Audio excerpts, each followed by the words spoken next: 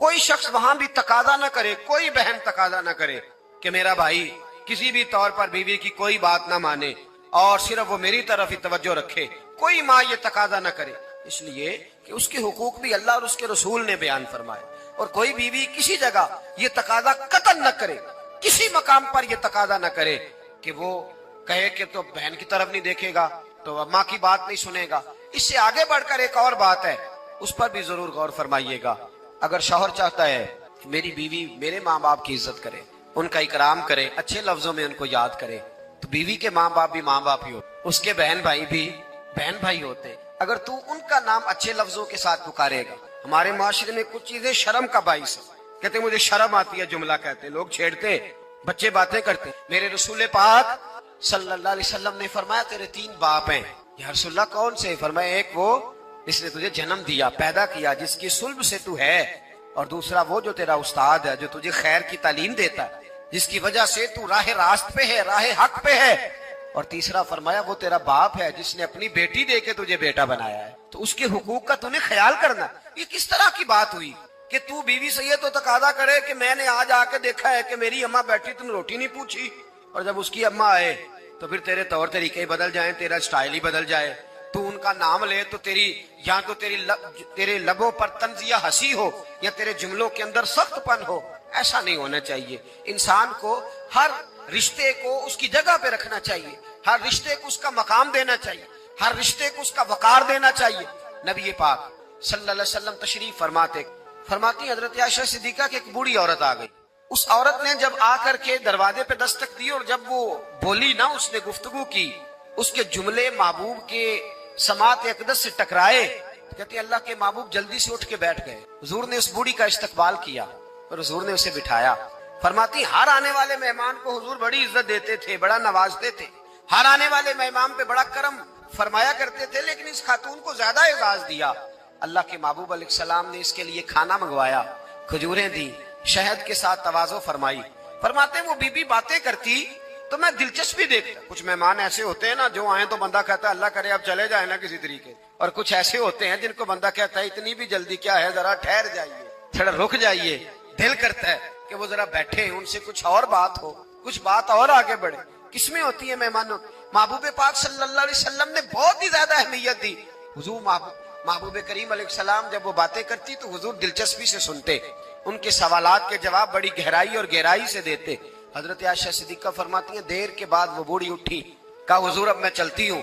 تو نبی پاک نے تحائف تیار کیے، ایک صحابی کو کہا ان کے ساتھ جاؤ اور تحفے انہیں دے دو۔ کہتے ہیں جب وہ بوڑھی چلی گئی تو میرے دل میں خیال آیا حضور اب مسجد جائیں گے، جب رات کو واپس آئیں گے نا پھر میں محبوب سے پوچھوں گی یہ خاتون کون ہے۔ لیکن حضرت عائشہ کہتی حضور تو گئے نہیں، لیٹ گئے، اور بڑی خوشگوار کیفیت میں نے دیکھی، حضور کی مقدس آنکھیں کھلی اور محبوب کے چہرے پر عجیب سی رعنائیاں۔ جناب عائشہ صدیقہ کہتی ہے میں آگے بڑھی اور میں نے قدموں پہ ہاتھ رکھ کے رسول اللہ صلی اللہ علیہ وسلم مہمان تو روز آتے، حضور یہ کاشانہ نور ہے، یہاں روشنی لینے والے تو روز آتے، یہ کون سی بوڑھی تھی کہ آئی ہے تو آپ نے اتنا استقبال کیا ہے، اس انداز میں وقت دیا ہے۔ اور یا رسول اللہ صلی اللہ علیہ وسلم پھر میں آپ کی کیفیات دیکھ کون تھی؟ کہتے حضور اٹھ کے بیٹھے اور میں نے حضور کی آنکھوں میں آنسو چمکتے دیکھے۔ محبوب فرمانے لگے عائشہ یہ میری پہلی زوجہ سیدہ خدیجہ الکبریٰ کی سہیلی تھی۔ یہ خدیجہ کی سہیلی تھی۔ فرمایا جب ہم مکے میں رہتے تھے تو یہ خدیجہ سے ملنے آتی تھی، خدیجہ انہیں وقت دیتی تھی، ان کا استقبال کرتی تھی، یہ کمزور ہوتی تھی تو خدیجہ تحفے دیتی تھی۔ فرمایا آج جب یہ دوبارہ آئی ہے تو پچھلی ساری یادیں میرے ذہن میں تازہ ہو گئی ہیں، وہ سارے خیالات تصورات پھر سے اجاگر ہو گئے، اور فرمایا میں نے وہ ساری نسبتوں کو، ان ساری باتوں کو نبھانے کی کوشش کی جو خدیجہ کا اس کے ساتھ رشتہ تھا، اور پھر بات اس جملے پر ختم کی۔ فرمایا حسن العہد من الایمان، فرمایا تعلق کو اچھے طریقے سے نبھانا یہ بھی ایمان کا حصہ ہے، تعلقات کو، عہد کو، پیمان کو اچھے طریقے سے نبھانا یہ بھی ایمان کا حصہ ہے۔ تو دیکھیے ہمارے جو رشتے ہیں، ہمارے جو تعلقات، کوئی شخص یہ تقاضا نہ کرے، کوئی تقاضا نہ کرے، کوئی خامند یہ تقاضا نہ کرے اب تو میرے گھر میں رہتی ہے تو اس پہ پابندی ہے، تو میکے نہیں جا سکتی، تو کسی سے ملاقات نہیں کر سکتی، تو کچھ نہیں کر سکتی۔ تو کیسے پابند کر سکتا ہے جب تو اپنے حق میں اس قدر زیادہ تو اپنے حق کے اندر مضبوط ہے کہ ذرا وہ بات کرتی ہے تو کہتا ہے نہیں میری اماں ہے میرے ابا جی، اس میں شک بھی نہیں، عورت کو کرنا بھی نہیں چاہیے. تو اسی طرح کا رویہ ان کے ماں باپ کے حق میں بھی انسان کو رکھنا چاہیے. یہ بات درست ہے، انسانوں میں کمیاں ہوتی ہیں، کسی جگہ وہ بھول جاتے ہیں، تو پھر انسان کو یہ بھی سوچنا چاہیے کہ میرے عزیزوں میں بھی کمیاں ہیں، میرے اندر بھی کمزوریاں ہیں.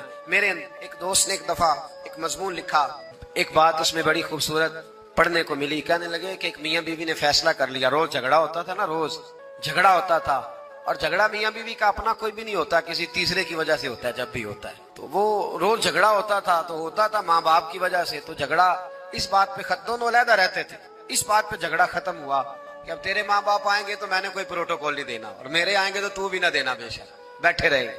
تو کہتے ہیں کہ پہلے بیٹے کے والدین آئے، دروازے پہ دستک دی تو ملازم نہیں کھولا، روٹی بھی ملازم ہی لایا، اور جب وہ رخصت ہونے لگے تو گاڑی تک چھوڑنے بھی وہ نوکر ہی گیا.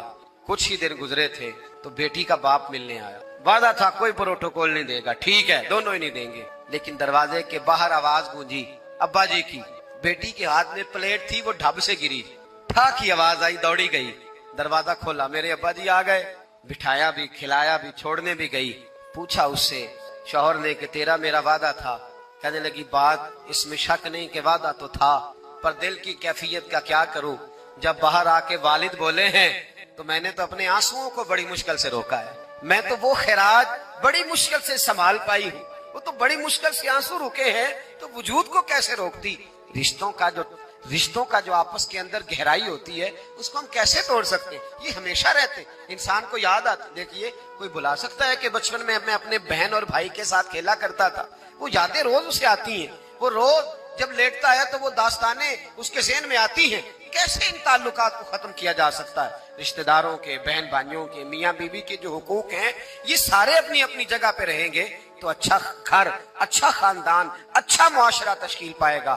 مستدرک کے اندر حدیث ہے، رسول کریم صلی اللہ تعالی علیہ وآلہ وسلم کی پیاری زوجہ حضرت عائشہ صدیقہ رضی اللہ تعالی عنہ فرماتی ہیں نبی پاک کی بارگاہ میں عرض کیا گیا یا رسول اللہ صلی اللہ تعالی علیہ وسلم ذرا ارشاد فرمائیے گا عورت پر سب سے زیادہ حق کس کا ہے؟ حضور ذرا بتلائیے گا عورت پر سب سے زیادہ حق کس کا ہے؟ تو یہ کسی مفتی کا قول نہیں، یہ کسی دانشور کی رائے نہیں، یہ اس محبوب کا قول ہے جنہیں اللہ تبارک و تعالی نے دنیا میں راحت اور آرام دینے کے لیے مبعوث فرمایا ہے. یا رسول اللہ صلی اللہ علیہ وسلم عورت پر سب سے زیادہ حق کس کا ہے؟ تو حضور نے فرمایا اس کے خامن کا. اسی مجلس میں، اسی محفل میں وہ شخص اٹھ کے نہیں گیا، وہی شخص حضور سے سوال کرنے لگا حضور تو مرد پر حق کس کا زیادہ ہے؟ عورت پر تو میں نے پوچھ لیا، نیا شخص نہیں آیا، نیا آدمی نہیں آیا. اسی نے اسی مقام پر اسی جگہ کھڑے ہو کے سوال کیا کہ یا رسول اللہ صلی اللہ علیہ وسلم اب یہ بھی ارشاد فرما دیجئے کہ مرد پر سب سے زیادہ حق کس کا ہے؟ نبی پاک نے فرمایا اس کی ماں کا. عورت پر سب سے زیادہ حق کس کا ہے؟ اس کے شوہر کا. اور مرد پر سب سے زیادہ حق کس کا ہے؟ اس کی ماں کا. یہ حقوق کی تعین ہے جو نبی پاک صلی اللہ علیہ وسلم نے کر کے دیا. یہ حقوق کی وہ والی وضاحت ہے اور یہ ہر آدمی کا وہ والا مقام ہے جو میرے محبوب علیہ الصلوۃ والسلام نے اپنی امت کو خود بتایا ہے کہ یہ اس کی جگہ ہے اور یہ اس کی جگہ ہے. اب یہاں ایک بات اور قابل غور ہے، مرد کی عورت پر بھی حقوق ہیں، عورت کے مرد پر حقوق ہیں. انشاءاللہ تعالیٰ ایک موضوع آ رہا ہے، اس میں ان چیزوں کی کچھ زیادہ وضاحت کروں گا، یہاں صرف اشارہ دیتا ہوں. نبی پاک صلی اللہ علیہ وسلم کی خدمت میں ایک عورت حاضر ہوئی، اس نے عرض کی یا رسول اللہ صلی اللہ علیہ وسلم مجھے بتائیے گا مرد کے کیا حقوق ہیں، اگر میں ادا کر سکتی ہوں تو شادی کروں. حضور ذرا بتلائیے گا. تو یہ حدیثیں ہم نے بیٹیوں کو رٹانی ہے، یہ حدیثیں ہم نے بہنوں کو یاد کرانی ہے. میرے نبی پاک علیہ الصلوۃ والسلام سے پوچھا، امام حاکم نے لکھا ہے کتاب البر کے اندر، اس کو ابن جوزی علیہ رحمٰن نے نقل کیا ہے، یا رسول اللہ صلی اللہ علیہ وسلم مجھے بتائیے گا خامند کے حقوق کیا ہیں؟ اور خاتون عرض کرتی حضور اگر تو میں ادا کر سکتی ہوئی تو نکاح کروں گی ورنہ نہیں کروں گی. اللہ کے رسول صلی اللہ تعالی علیہ وآلہ وسلم نے ارشاد فرمایا بھئی بات یہ ہے کہ اگر خامند کے جسم سے پیپ نکلے، ریشہ نکلے اور خون نکلے، عورت اپنی زبان سے صاف بھی کرے تو پھر بھی خامند کا حق ادا نہیں ہوتا. اور نبی پاک صلی اللہ علیہ وسلم نے وضاحت کر دی. کسی جگہ آپ کو نہیں ملے گا کہ اللہ کے محبوب نے فرمایا ہو کہ میں اگر سجدہ جائز ہوتا تو میں لوگوں سے کہتا مجھے کرو، یہ کہیں نہیں فرمایا. حالانکہ امام الانبیاء محبوب اس حدیث میں فرمانے لگے سنو اگر خدا کے علاوہ کسی کو سجدہ جائز ہوتا تو میں عورت کو کہتا کہ اپنے خامد کو سجدہ کرے، میں کہتا عورت کو کہ وہ اپنے خامد کو سجدہ کرے۔ نبی پاک صلی اللہ علیہ وسلم نے وضاحت کر دی، فرمایا کہ اگر تو یہ والے حق تو ادا کر سکتی ہے تو نکاح کر۔ وہ خاتون بڑی سمجھدار تھی، فوراً بولو ٹھیک ہے لگی، حضور میں نہیں حق ادا کر سکتی لہذا میں نکاح نہیں کروں گی۔ میرے عزیز، عورت کو ذمہ داری سونپی۔ پھر میرے نبی پاک صلی اللہ تعالی علیہ وسلم نے مرد کے لیے بھی ان حقوق کا تعین فرمایا، اور اللہ کے رسول صلی اللہ تعالی علیہ وسلم سے جب پوچھا گیا کہ یا رسول اللہ صلی اللہ علیہ وسلم عورت کے حقوق کیا ہیں، نبی پاک صلی اللہ تعالی علیہ وسلم سے پوچھا گیا کہ یا رسول اللہ صلی اللہ علیہ وسلم عورت کا حق کیا ہے، تو نبی پاک نے فرمایا جیسا خود کھاؤ ویسا اسے بھی کھلاؤ، جیسا خود پہنو ویسا اسے بھی پہناؤ۔ اور حضور علیہ الصلوۃ والسلام نے فرمایا کبھی بھی عورت کے چہرے پر نہ مارنا، کبھی بھی اس کے ساتھ بغض نہ رکھنا، اسے کبھی بھی تکلیف نہ دینا، اور اسے اگر چھوڑنا ہوا تو اپنے گھر کے اندر چھوڑنا، یعنی اگر کچھ لمحے کے لیے ناراض ہونا ہوا تو اپنی ہی چھت کے نیچے، نکالنا نہ، بھیجنا نہ۔ رسوائی ہوتی ہے جب وہ میکے جاتی ہے تو لوگ باتیں کرتے، اگر چھوڑنا ہوا تو اپنے ہی گھر میں چھوڑ لینا، کچھ لمحوں کو ناراض ہو لینا، کچھ ایسی بات کر لینا، لیکن جب اسے نکال دیتے ہو تو مسائل بن، جیسا خود کھاؤ ویسا اسے بھی، جی جیسا خود کھاؤ ویسا اسے بھی۔ تو نبی کریم سید عالم صلی اللہ تعالی علیہ وآلہ وسلم نے اس بات کی وضاحت کر دی۔ اب ایک بات جو قابل توجہ ہے جس پر میں آج خصوصی طور پر بات کرنا چاہ رہا ہوں، وہ یہ ہے کہ نبی پاک صلی اللہ علیہ وسلم نے یہ بھی بتا دیا کہ ماں کا بڑا حق ہے، اور حضور نے یہ بھی بتا دیا کہ بیوی کا بھی حق ہے، جو تم نے خود کھانا ہے اسے کھلانا ہے، جو خود پہننا ہے اسے۔ اب مسئلہ پتہ کیا ہوتا ہے، بیوی کا مطالبہ ہے کہ تو سوائے میرے کسی کی نہیں سنے گا، وہ کہتی ہے کہ چونکہ میں آئی ہوں سارا کچھ چھوڑ کے، اب سوائے میرے تو کسی اور کی نہیں سنے گا۔ اماں کہتی ہے کہ چونکہ پیدا میں نے کیا ہے، پرورش میں نے کی ہے، جوان میں نے کیا ہے، تو حقوق میرے زیادہ ہیں۔ یہ حدیث اماں ضرور سنائے گی اگر اسے یاد ہوگی۔ اب اس کا نقصان یہ ہوتا ہے اگر کسی عورت سے یہ پوچھا جائے کہ تو بتلا کہ بغیر ماں کے کوئی بچہ بڑا ہو سکتا تھا، تو اس نے پال پوس کے تجھے دیا ہے، تو یہ کیسے کہہ سکتی ہے کہ تو کسی اور کی نہ سن۔ اور اگر اماں سے بندہ کہے کہ تو خود ہی گئی تھی اس کو دیکھنے، تو ہی اس کو لائی ہے، اب کس طرح کر کے یہ ممکن ہو سکتا ہے کہ خاتون خانہ جو نکاح کر کے آئی ہے، جس کے حقوق کا تعین خود نبی پاک صلی اللہ علیہ وسلم نے فرمایا، اس کو حق نہ دیا جائے۔ ہمارے ہاں نقصان یہ ہوتا ہے، ایک آدمی کہتا ہے کہ بھائی میری سنی جائے اور میرے علاوہ کسی دوسرے کی نہ سنی جائے، بالکل میری حد تک معاملہ رہے، آگے نہ بڑھے۔ میرے رسول پاک صلی اللہ تعالی علیہ وآلہ وسلم کی خدمت عالی مرتبت میں جب ایک شخص نے عرض کی کہ حضور مجھ سے بڑا گناہ ہو گیا ہے تو میں کیا کروں، تو نبی پاک نے فرمایا جا کے اپنی اماں کی نوکری کر۔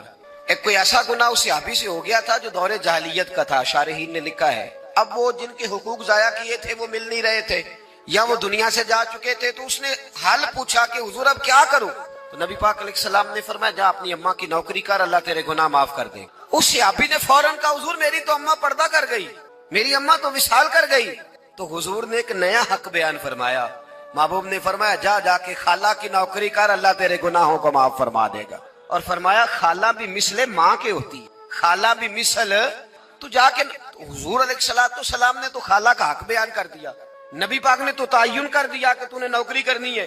اب اگر بیگم صاحبہ کو اعتراض ہو کہ تو خالہ کے گھر کیا لینے گیا تھا، تو ادھر کیوں گیا تھا، تو یہ اس کا اعتراض اس لیے درست نہیں ہے کہ اس حق کو رسول پاک نے بیان فرما دیا ہے، نبی پاک صلی اللہ علیہ وسلم نے اس کا ذکر فرما دیا۔ میرے رسول پاک سید عالم صلی اللہ علیہ وسلم نے خود ارشاد فرمایا، ترمذی شریف کی حدیث ہے، نبی پاک کے نہ کسی چچا پر کسی نے اعتراض کیا، توجہ ہے میری بات پر۔ اب یہاں وضاحت نہیں ہے کہ وہ مسلمانوں میں سے تھے یا غیر مسلموں سے تھے، لیکن کسی نے حضور کے کسی چچا پر، ہمارا پتہ کیا حال ہے، چاچا تو بڑا دشمن ہوتا ہے نا، تو اس پر تو اعتراض کرے تو ٹھنڈ پڑتی ہے معاذ اللہ، لوگ کہتے ہیں فٹافٹ کر دو جملے اور کہہ دے، چاچا تو شریک ہوتا ہے، روز ابا بتاتا ہے، اماں روز تبصرہ کرتی ہے کہ بڑا ظالم ہے۔ حضور کے چچا پر کسی نے اعتراض کیا، یہ ترمذی ہے، نبی پاک صلی اللہ علیہ وسلم نے فرمایا خبردار، اگر کسی نے میرے چچا کے بارے میں مجھے اذیت دی تو اس نے مجھے اذیت دی، اور فرمایا تمہیں پتہ نہیں چچا تو اس طرح ہوتا ہے جس طرح باپ ہوتا ہے، اس طرح ہوتا ہے جس طرح۔ اب چچا کے حق کا تعین کس نے کر دیا، نبی پاک صلی اللہ علیہ وسلم نے۔ اب اگر کوئی شخص اس پر یہ شکوہ کرے کہ یہ تو ایک اور حق آ گیا تو کدھر جائیں گے، تو نبی پاک نے چچاؤں کے حقوق بیان کیے، خالاؤں کے حقوق بیان کیے۔ پھر اس سے تھوڑا سا آگے بڑھتا ہوں، میرے نبی پاک علیہ السلام نے فرمایا جس کے ذمے بہنیں لگ گئی، جس کے ذمے لگ گئی، باپ کمزور ہو گیا یا باپ انتقال کر گیا، جس کے ذمے بہنوں کی ڈیوٹی لگ گئی. محبوب فرمانے لگے اس نے 3 بہنوں کی اچھی پرورش کی، اچھا ادب سکھایا اور عزت کے ساتھ رخصت کر دیا. یا 2 بہنیں اس کے ذمے لگی، اس نے آداب سکھائے. یہ ابو داؤد شریف ہے، ابن ماجہ ہے. اور پھر ان کو رخصت کر دیا عزت کے ساتھ. پھر ایک مقام پہ فرمایا چلو ایک بہن ہی اس کے ذمے لگی تھی، اس نے ادب سکھائے، آداب سکھائے، عزت سے رخصت کیا. حضور کیا ملے گا؟ فرمایا باقی نیکیوں والوں کو ثواب ملے گا. جو بہنوں کا بوجھ اٹھائے گا، جس طرح میری 2 انگلیاں جڑی ہوئی ہیں اس طرح میرے ساتھ جڑ کے جنت میں داخل ہو جائے گا. ابھی اس حق کا تعین کس نے کیا؟ نبی پاک صلی اللہ علیہ وسلم. اب اگر کہیں یہ کہا جائے کہ بس بھائی صحیح ہو گیا، تمہارا کیا کام ہے، تمہاری کوئی ذمہ داری ہے، تم نے کوئی ٹھیکہ اٹھایا ہوا ہے، تم کوئی زیادہ سیانے ہو، تم کوئی زیادہ سمجھدار ہو، تو اسے کہا جائے گا ذرا ٹھہر جا، اس طرح کی بات نہ کر. یہ وہ حق ہے جو میرے مصطفیٰ نے بیان فرمایا ہے. جہاں بیوی کے حقوق بیان فرمائے وہاں میرے نبی پاک نے بہن کے حقوق بھی بیان فرمائے. دیکھیے نا، جناب ام ہانی حضرت علی کی سگی ہمشیرہ تھی، نبی پاک صلی اللہ علیہ وسلم کی چچا زاد بہن تھی، پر اللہ کے رسول ہمیشہ انہیں تحفے بھیجا کرتے، ان سے محبت فرماتے، ان کے بچوں کے ساتھ پیار کرتے. فرمایا علی کی بہن نہیں، یہ میری بھی بہن ہے. لہذا فیملی کا کوئی ممبر بھی، خاندان کا کوئی رکن بھی کبھی بھی کسی رشتے کے بارے میں یہ رویہ نہ رکھے کہ اسے توڑ دیا جائے، اسے ختم کر دیا جائے. ہاں اگر کوئی رشتہ دار بد مذہب ہو جائے، اگر کوئی کسی صحابی کا بے ادب ہے، اہل بیت نبوت میں سے کسی کا بے ادب ہے، اس کے عقیدے میں میل کچیل ہے، تو پھر اسے چھوڑنا نہیں چاہیے بلکہ اسے رخ موڑ لینا چاہیے. پھر تو ختم ہو. ہمارے ہاں یہ ہوتا ہے کہ بد مذہب جتنا مرضی ہو جائے وہ قبول ہے، لیکن اگر ہماری شان میں کوئی بے ادبی کر بیٹھا پھر قابل قبول نہیں. بد مذہب سے رشتہ توڑا جائے گا، بد مذہب بد عقیدہ سے رشتہ توڑا جائے گا. اس کے علاوہ اگر کوئی کمی ہے اس کی اصلاح کی کوشش کی جائے گی.